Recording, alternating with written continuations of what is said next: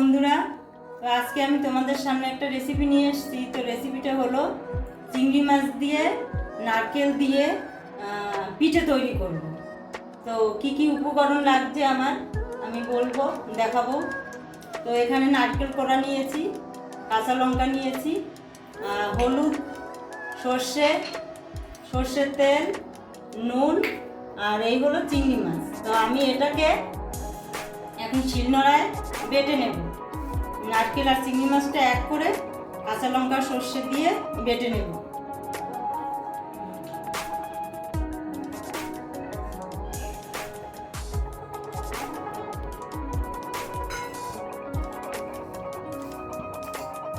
তো আমি বেটে নিয়েছি, আমার বাটা হয়ে গেছে। সর্ষে, কাঁচা লঙ্কা, চিংড়ি মাছ, নারকেল বেটে নিয়েছি। তো এখন আমি এটা মাখিয়ে কলা পাতায় সাজিয়ে গ্যাসে বসিয়ে দেব। তো হলুদ দিলাম,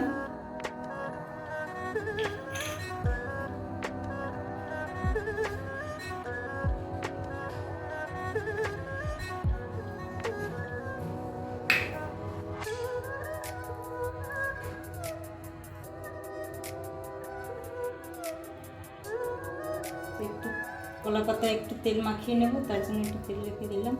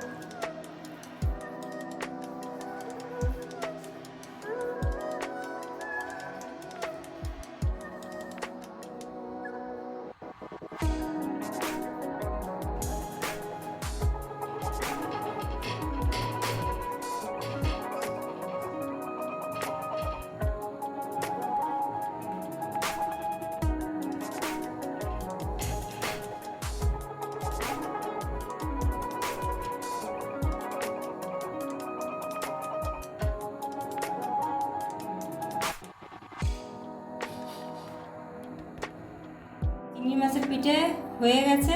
তো এখন এটা আমি ভাতের সঙ্গে পরিবেশন করবো। এটা ভাতের সঙ্গেই খেতে হয়, লেবু দিয়ে খুব স্বাদ লাগে খেতে।